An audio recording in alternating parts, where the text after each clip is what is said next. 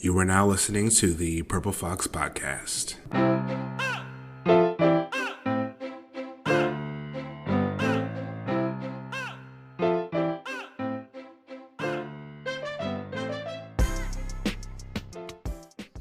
What's going on, everybody? This is Kevin Eze, your host of the Purple Fox Podcast. I am joined today by Councilwoman Catherine Alvarez. She is the former president of the Downey Tenants Union and is now serving on the Downey City Council as one of the 5 representatives of the 5 districts. Welcome to the Foxhole, Catherine Alvarez. Hi, thank you. Thank you for the invitation. So really quickly, just potential conflicts of interest out of the way and transparency. Catherine is actually a friend of mine. I serve under her as a Public Works Committee member. Just wanted to get that out of the way, just in case anyone, says there's like funny business going on or anything like that. Mm. So we wanted to get that out of the way really quickly. So we'll get started with some of the questions I wanted to ask you today about some of the things that have been going on the past year for you. Mhm. All right. So what I wanted to start with was this staff report that was put out by the Downey Patriot entitled Catherine Alvarez Recall Effort Officially Underway. So that's what started most of your trouble. I know there are a few things before that, but I just wanted to read a couple of quotes from this. So the recall effort began earlier this year after Alvarez's criminal history was revealed, including arrests for welfare fraud, lying under oath, and shoplifting from Michael's store at the Downey Landing. And this is a quote from Dorothy Pemberton, I believe. Ms. Alvarez failed to disclose to the voters about her welfare fraud conviction, 2 warrants for her arrest, and her lifetime ban from Michael's at Downey Landing for her shoplifting conviction, said Dorothy Pemberton, one of the recall organizers. All we want is to put it on the ballot to let District 3 residents in Downey be able to vote for her now that they know about her criminal past. We feel the voters were misled by her not having this information, and we want residents to have the opportunity to have their voices heard. It is hard to imagine a councilwoman overseeing the Downey Police Department when she has been arrested by them recently. So what I want to ask you, putting aside the political he said, she said, do you think what these residents are asking for around having all the available information out in the open for them to vote is fair?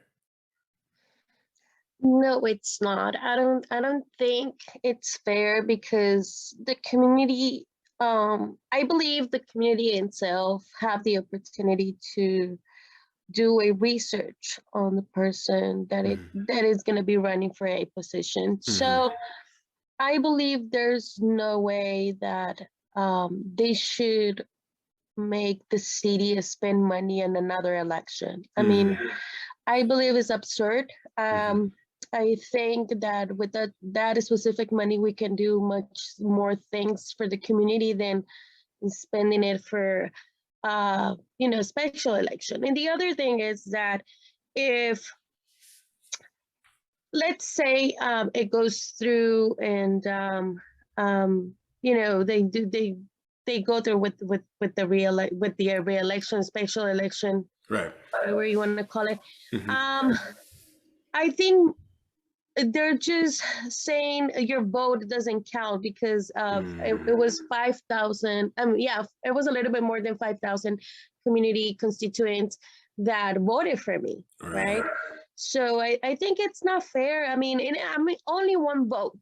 So if I had the power to do multiple things, then yeah, think about it. Look, there you go. This is her background and whatever. But I think I'm not the majority, I only have one vote. Right, and where my mind goes is, there may be people who can't vote this time around if they do call a special election. I mean, it's a special time when you vote November 4th. Everyone knows to prepare themselves for that time. A special election one probably at a random date that someone might have to work. They can't get there on time. But yeah, thank you for your answer on that. Do you have anything else around that, or No, is that complete for you? no, that would be, I mean, that would be it. I just think that it's irrelevant what they're Mm-hmm. doing, what they're Mm-hmm. saying, because a lot of things that they're saying is not even true. Mm-hmm. They're saying that I got arrested and all these type of things, and it's unbelievable. But I think I the truth will prevail. It will come out with facts. I Mm-hmm. stayed it quiet. I stayed it low because I was just letting them do their thing. It's the right thing to recall. It's the right thing to do what they're doing. I'm not saying it's wrong because I Mm-hmm. mean you're a constituent, you're a voter, you're more than welcome to do it. That's what it is for. The Constitution says that if you want to recall someone that you think it's not um, fit for that position, you can definitely do it. But like I said, it's just I think it's a waste of money. I'm only Mm-hmm. one vote, and I think people should um, ask what I have done Mm-hmm. while I'm in position. Right. If I did all this that they're being telling all the constituents that I did in my past, if I'm doing Mm-hmm. it in the present, hey, I would do the same thing. But Right. I think it's a new era. I think it's in my new path of life.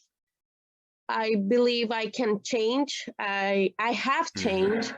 People have seen it. So I don't think we should criminalize poverty in one station because that's what they're doing. I was not in the position as how I am right now. Mm-hmm. I was homeless for 5 times during that That time. time period. Yeah, and that's very interesting that you said. So I want to lay out something for you here. So in another article, it was I believe a few months before they actually got the approval for the signature collection. Mhm, So there was another article in the Downey Patriot by this time by one Eric Pierce, who was actually your opponent in the election, mhm, entitled Catherine Alvarez's Criminal History Made Public. And I thought that was strange that he would be allowed to make this article because of his conflict of interest. It's almost like he loses, and as soon as he loses, he's then allowed to write what he lays out as almost a hit piece mhm, against you. And mhm, this is the timeline he lays out. So I'll read the timeline he lays out in this article. So, 1 year before the welfare fraud case, Alvarez was arrested by Downey police for allegedly stealing from Michael's store at Downey Landing. Alvarez was arraigned July 11th, 2013, and charged with theft. Alvarez pleaded nolo contendere, a plea by which a defendant accepts conviction as though a guilty plea had been entered, but not admitted guilt. And then the judge, Anna Marie Luna, convicted Alvarez and sentenced her to 1 day in LA County jail. Sounds weird for a conviction for 1 day. I don't know. Summary probation, 5 days of community labor, and a fine of $904. She was also ordered to stay away from the Michael's store in the Downing Landing. Alvarez returned to court on April 16th, 2014, where her probation was extended throughout October 16th of the same year. On September 22nd, 2014, that's my birthday, by the way, that's interesting. Uh, a judge revoked Alvarez's probation after it was discovered that she had not paid the fines or completed the community service. The following day, Judge Joseph Porras issued a $35,000 bench warrant for Alvarez's arrest. Alvarez was back in court October 14th, 2014, where Judge Porras reinstated Alvarez's probation. Alvarez petitioned to have the case dismissed November 19th, 2015, but was denied. The case was officially destroyed in 2019. You know, this, well, first I'll ask you, I'll get into my opinion on what this whole cycle was, but what I want to ask you is what comes to mind when you hear that timeline? Oh God. So I just think that it sounds awful. Like it Mm. sounds like the worst thing in earth that Mm-hmm. I did. Mm-hmm.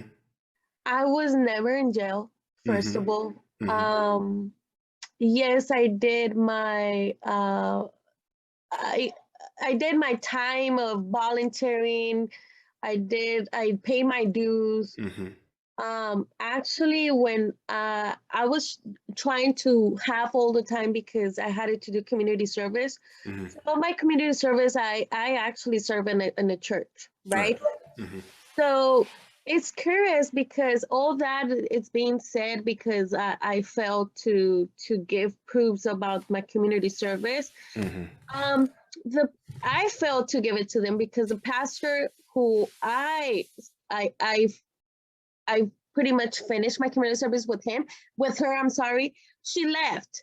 She left the church, so there was no way for me to prove that I finished my community service. So I was back and forth, and Mm-hmm. it gets to the point that okay, so then I was gonna have to do it again, Right. all these hours again, and I was like, no, I And mean, that's a lot of time. That's a lot of time for someone I assume was, trying to make a living at that point. yes, To take yes, off I time was and do, yeah. agree. I was trying to work. I was trying so hard to relieve, to have a relief, to work, to give to my kids what they needed on the time. So, Mm-hmm. even though in that same church I was getting food for them, which I'm Mm-hmm. glad that they were helping in one way or another, right?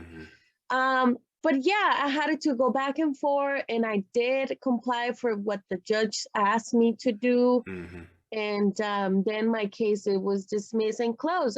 I mean, it says right there it was destroyed in 2019. Yeah, So dismissed completely. If you know, right, if it was a huge charge, like there wouldn't be grounds for that kind of just immediate dismissal.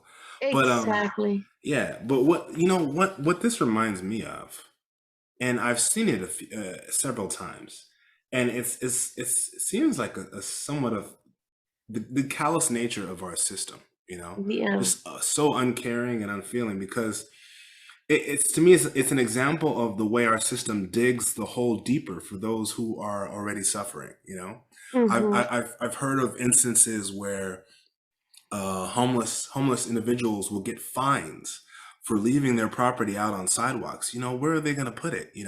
And then you're heaping fines on top of someone who already can't pay, and they're trying to make a living, make ends I meet. agree. You're heaping more fines, and that's what it reminds me with this initial $904 payment they gave you.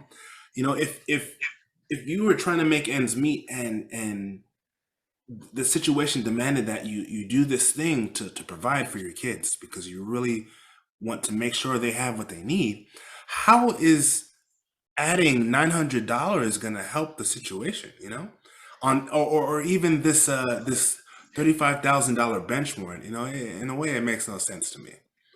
Yeah, so I just think that for over decades, the system is so broken that Mm-hmm. instead of helping the poverty, the lower class, the poor Mm-hmm. class, Those under the poverty line, yeah. yes, no, they don't humanize them. I Mm-hmm. mean, they think that they're not never going to achieve anything, which Mm-hmm. is totally wrong Mm-hmm. because life can turn around like 360 degrees and make a big, huge change. Mm-hmm. And they're just criminalizing over and over and over instead of helping. I mean, a Yeah. person who have by the time, let me tell you something, by the time I was looking for a job, Hmm. and because I had this in my record, I couldn't get it. Yeah. I couldn't get the job. So it's Yeah. like, Doesn't how, surprise me. yeah, so it's how I'm gonna support my family Hmm. if I have this in the background. Right. And you know what? It's curious because by the time that I did what I did in Michael's, I did bought some supplies for school. Hmm. I did.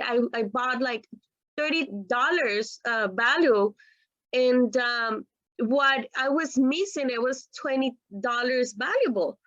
And And all that can snowball from just $20, $20 yes, of value, $20 just that actually $20. they got back Yeah. because I couldn't take it with me, right? It Right. was different if I took it with me or whatever. No, they took it Hmm. back, and I bought some stuff from the store. So Right. and it's so cruel because when that happened, Mm. even the person that it was in charge of of the store, Mm. he goes like, you know what, I'm not gonna call the police if you come inside of the store and you Hmm. return it. Hmm. It was my first time doing this, so Mm. I was like, okay, I'll do it, and then he called the police. Mm. And I was like, oh my God, but you told me that you were not going to call the police, and I'm doing everything that you're telling me to do, right? Mm. And it's sad because I told him, like it's been 3 days prior that incident. I was recently getting out of the hospital because I had a surgery. Hmm. So I show them like, you know what, this is my pills. I'm so sorry. I just want to apologize for what I did. Please just forgive me. I'm doing this for necessity. I'm not doing this because I want to do it. Mm. So nope, right away, criminalize me. They book me, they arrest me, but I was never in jail. Mm. Okay. That is a roller coaster for sure. Yes, Okay. yes. So, my next question, though the signatures are still being verified, they have to. So they've collected just so everyone else knows, they've collected the signatures, but now with the process that they're in, the city now has to go ahead and verify that all the signatures are legit. So that's the process, or the section of the process that we're in now. So my question to you is, though the signatures are still being verified, knowing that they've collected enough signatures to recall you, do you still have love in your heart for the people of your district? Are you still committed to enriching their lives? Oh, yes, yes, definitely. Let me Mm. tell you something, Kevin. I Mm. have gone through so much in my life Mm. that I learned not to have um, hate Mhm. towards anyone. Right. I learned that I have to love everyone, even though they slap my face. I have to Mhm. put my other side of my face so they can slap it again. Mhm. I have learned that people makes mistakes Mhm. and they can learn from that, Right. like I have done it. I learned from my life. I learned from my roller coasters. Mhm. So I believe I still need to fight for my community, the community that it's not as well spoken, the community that Mhm. cannot speak because of fear of retaliation. Mhm. I'm a woman that it doesn't have no fear of anything. I don't. Mhm. To be honest with you, my life, it's a book. I can't. If you ever wanted to ask me what has gone through my life, I more than wanted to tell you. But Mhm. um, yeah, I went through a lot in my life, and I know that this is nothing. I've Mhm. been called all these names that they're being calling me all the time. I Mhm. already went through it, Mhm. so it's okay. It's a scar, Right. it's like a wound that Mhm. is gonna have a scar. You're gonna touch it and you're gonna feel pain, Right. but it could be forgettable. It's gonna be forgiven. How would you have liked to have been welcomed onto the council as opposed to what went down once you won the seat by a landslide, I might add, because it wasn't like a close, this was like the district decided you were the person. So how if if things could be different, you can go back in time to that day that you won, and the next day. How would you have liked to be welcome, like to be welcomed onto the council rather than what happened? Like you're in your ideal situation. You What know would have felt? what? Yeah. I never thought that they were gonna give me a good welcome, to be Mm, honest with you, mm, because these families or the people who is sitting there in the dais, which is my colleagues, they have a wealthy life, mm, right? mm, They have maybe have gone through difficulties, mm, but I don't think they have gone through what I went through, or a lot of families have been going through right now. mm, It's different times. So I believe before it was more easy to just get up, work, and do what you wanted to do mm, than now. Now it's kind of a little bit more difficult because there's more population, right. there's more there's more kids coming out of school that they don't not even know what they're gonna do next day, you Right. know? Mm, So I just believe that I thought, and you know what? That's how it happened. The way things are going, I totally um think that it was gonna go down this way. mm. So Would you have liked to have been shown the ropes, like someone to have taken your hand and really walked you through the processes that needed to go down and of course, yeah. yeah. I mean, yeah, I would love to have that opportunity to guide me, to tell me how things runs in there, Mm, for me to do a better job, right? mm, mm, Because I have done what I can do with the little knowledge that I have, and mm, that I have picked up during the days, right, right? Because as soon as you get elected, you don't know what's going on, what's gonna happen, how things runs in there.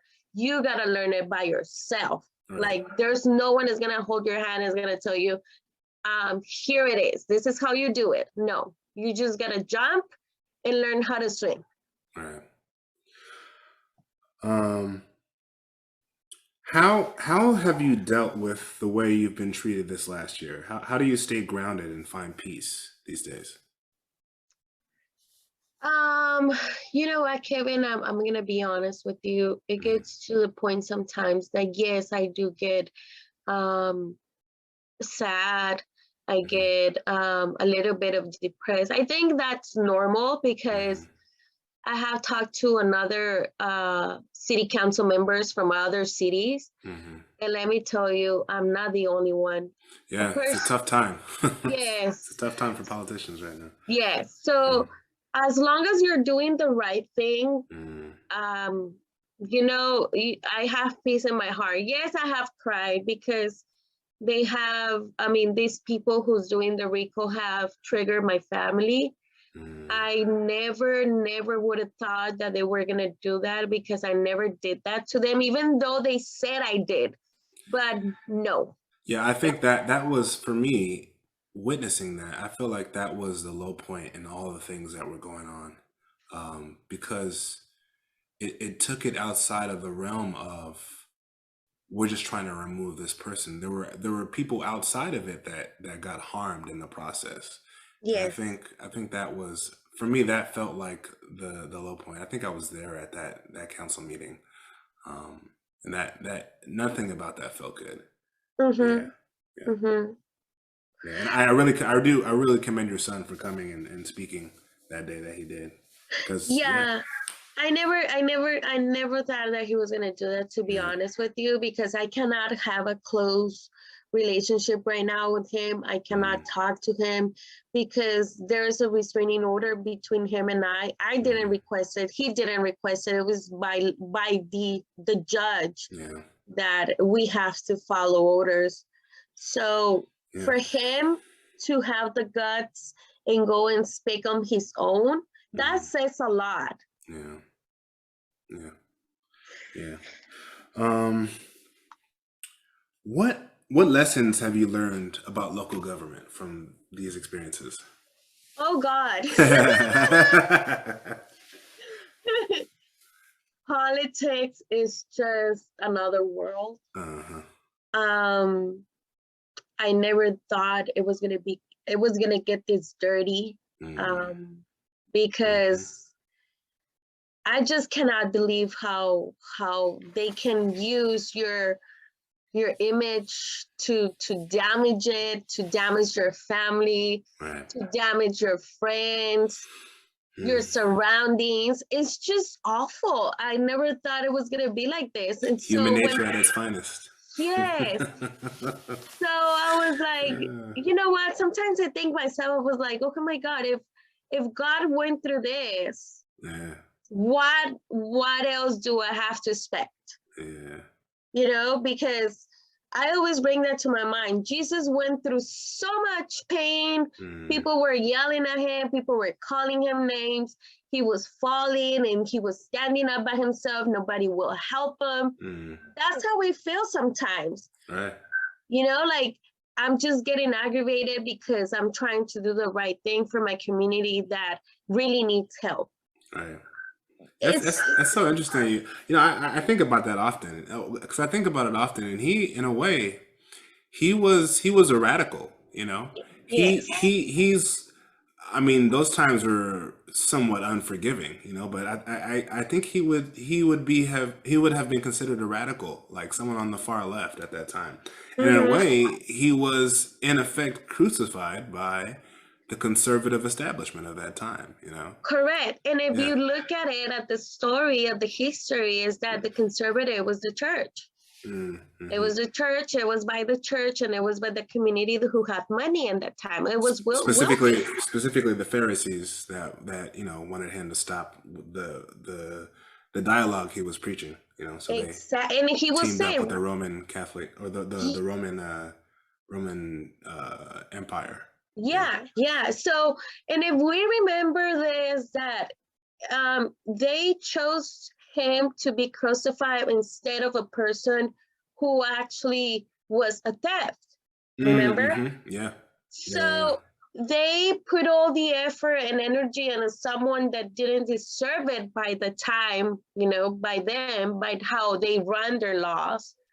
He wouldn't deserve to be alive because he was proclaiming something different. Yeah, I almost forgot. What's that guy's name again? It's part of that play they do every Easter. What is it? Yes. What's the guy? I don't remember his name, but I just remember that story every day, Yeah. Kevin. Every day. So Pontius Pilate's like, do you want Jesus or do you want this guy? They're like, we want Jesus. yeah. So it just remembers, you know, it reminds me every day that I'm not the only one who went through this, and I'm not the only one who's going through this. Right. There was a council member from another city telling me, you know what, if we had a narrow-minded, if we had if we didn't have the opportunity to explain ourselves or talk to anyone, I think all the people who's trying to do the right thing in the political side, we wouldn't have already committed suicide, because it's so bad. It's so bad that it gets to you sometimes. Yeah. So Has this experience crushed your desire for public service, or are you just getting started? I'm just getting started. I'm just getting started. Actually, all this situation that is happening right now, all this picture, it's motivating me to run for other positions, because something really like deep inside tells me that I need to keep on fighting, because not everyone will be 100% sure to run for another politics position, because all what you have to go through. You know, it's difficult. It's a lot. So, I mean, if I already went through this and I'm still walking through it, I believe I can make better choices for in another position. Right. And my last question to you is how do you see your path for the next few years? Like what excites you for the future? Well, I just hope this RICO doesn't go through. Mm. That's the one That's thing. very honest. Yes. I hope it doesn't go through, Mm, and so I can finish my time, mm, mhm, right? And yeah, probably um, in 3 years I will run for another position, mm, mhm, and we'll see. Because I think I have to give the opportunity to other people that it's their way of thinking is similar to mine. mhm. They need the opportunity to run for this position, That and representation, yeah, yes, yeah. yes, and see it on their own how Mm. it works.